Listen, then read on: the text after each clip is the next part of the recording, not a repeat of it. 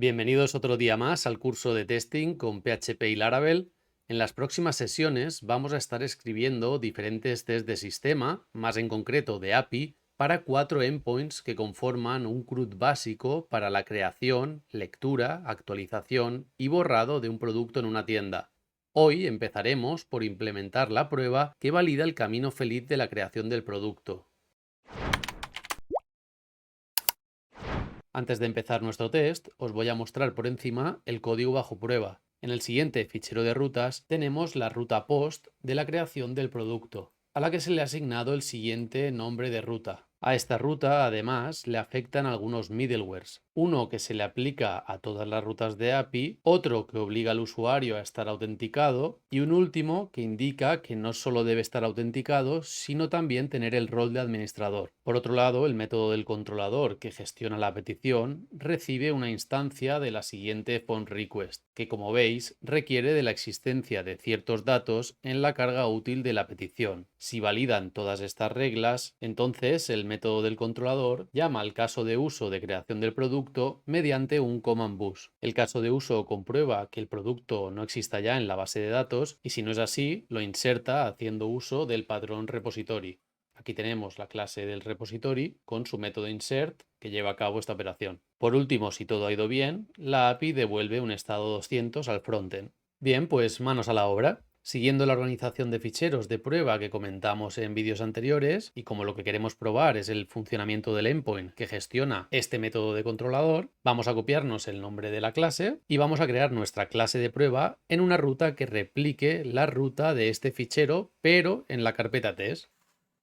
Por tanto, test, src, administración producto, infraestructura web, y aquí añadimos el mismo nombre, pero acabado en test.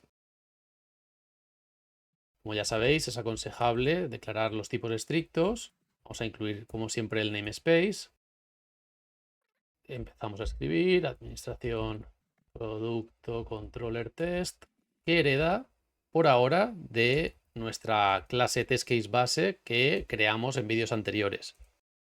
Vamos a crear un método de test con el snippet que tenemos para este propósito. Le podemos llamar status 200 cuando se crea producto y faltaría importar la clase del atributo de PHP Unit para el test. ¿Qué vamos a necesitar para nuestra preparatoria? Pues los datos de un producto que sea válido. Escribimos en una variable los datos del producto. El ID tiene que ser, en este caso, como en el proyecto estamos usando UIDs como identificadores, un UID. Lo voy a copiar de esta página de generadores de UIDs.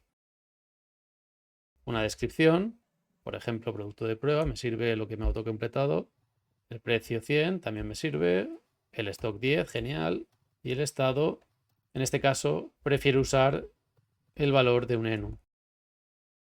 Perfecto, pues ahora nos vendríamos a la fase de llamada y para ejecutar una petición HTTP de tipo POST, Laravel nos provee del método POST o bien podemos usar el método POST-JSON para APIs que devuelvan un JSON, como es nuestro caso.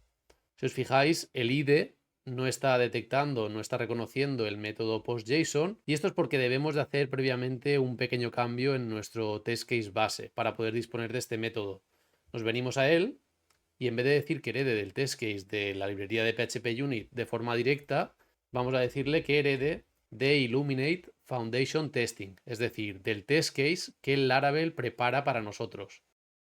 Si nos venimos al test case de Laravel, nos daremos cuenta de que este, a su vez, en última instancia, hereda del test case del framework de PHP Unit. Es decir, que de este modo contaremos tanto con los métodos del framework de PHP Unit, como todos los assert que hemos visto en vídeos previos, como de todos aquellos métodos que nos ofrece el scaffolding de testing de Laravel. ¿De acuerdo? Así que ahora ya lo reconocería. Como veis, en el primer parámetro indicamos el nombre de la ruta que le hemos asignado a nuestro endpoint y el segundo parámetro los datos de la carga útil que nos hemos generado en la preparatoria. Y por último, en cuanto a las verificaciones, por ahora simplemente vamos a decir que la response debe de contener un status 200. Una forma equivalente que nos ofrece Laravel para expresar lo mismo es assert OK. Si nos venimos al trade de Laravel, vais a ver que este framework facilita métodos semánticos más fáciles de leer y entender para los diferentes estados de respuesta posibles. Esto es lo que se conoce como azúcar sintáctico. Bien, de nuevo en nuestro test lo ejecutamos y nos falla con el siguiente error. Nos dice que estamos esperando recibir un estado 200, pero el que recibimos es el 401. ¿Y por qué se debe esto? Pues porque si recordáis, hemos dicho que había ciertos middlewares que afectaban a esa ruta y uno de ellos indicaba que había que realizar la petición de forma que el usuario estuviera autenticado y que además tuviera el rol de administrador. Así que esto es lo que nos falta añadir al test para que pase. Como la necesidad de disponer de un usuario administrador va a ser común a muchos métodos de diferentes clases de test, lo que voy a hacer es añadir un método de utilidad en nuestro test case base. Vamos a llamarlo getSuperAdmin, por ejemplo. Vamos a decirle que tiene que devolvernos una instancia de userModel y le vamos a decir que retorne el usuario administrador que ya tenemos creado nosotros en la tabla de usuarios. userModel where, por ejemplo, el email es superadmin@zaataca.com. Perfecto. Ahora nos vendríamos a nuestra clase de test y como desde diferentes métodos de test de esta clase vamos a tener que usar este usuario administrador, pues vamos a aprovecharnos del setup.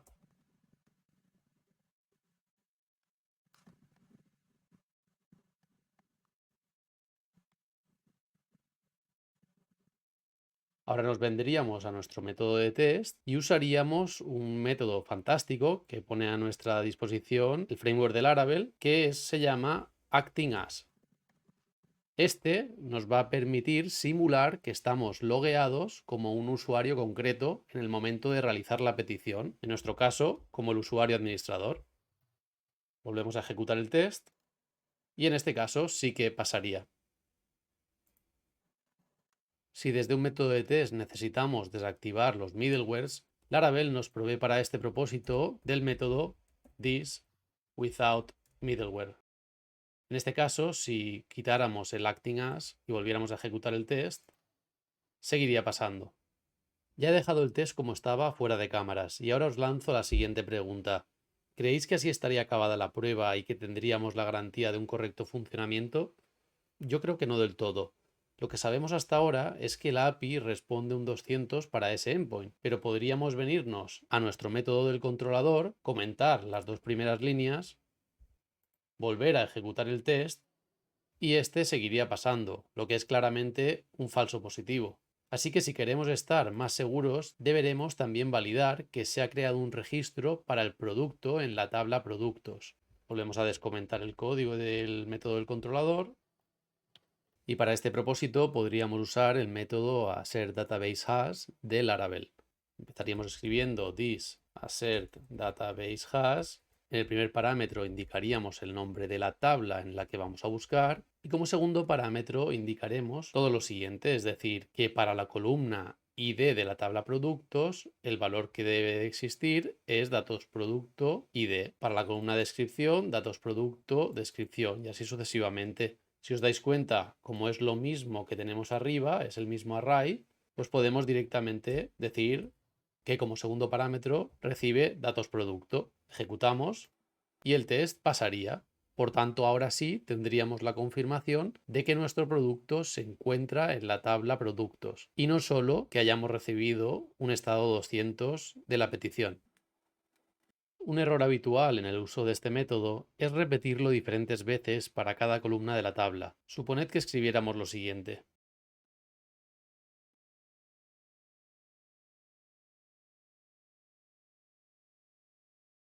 El significado de estas líneas no es el que seguramente muchos creerían. Esto se leería del siguiente modo. Para la tabla productos, valídame que exista este valor en alguno de los registros para la columna ID. Luego se vendría al segundo y efectuaría la misma validación. Comprueba que en la tabla productos existe el siguiente valor para algún registro en su columna descripción y así sucesivamente. Pero esto no es exactamente lo que queremos. Lo que queremos es comprobar que estos valores se contienen para estas columnas para un único registro.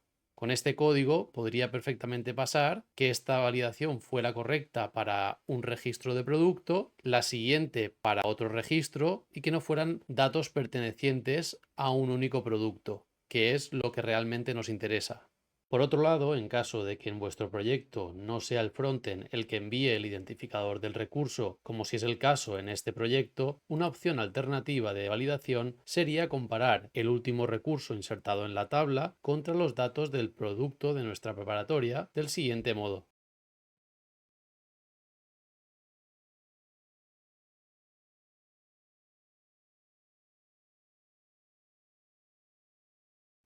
Primero obtendríamos el último producto con latest first y luego compararíamos los valores mediante el método assertSame de PHP Unit. Y hasta aquí el vídeo de hoy. Esperamos que os haya gustado. Contadnos qué os ha parecido, si habéis aprendido algo que no sabíais o si conocéis algún truco que no hayamos mencionado. Os leemos con interés en los comentarios. Y hasta la próxima entrega. Un fuerte abrazo.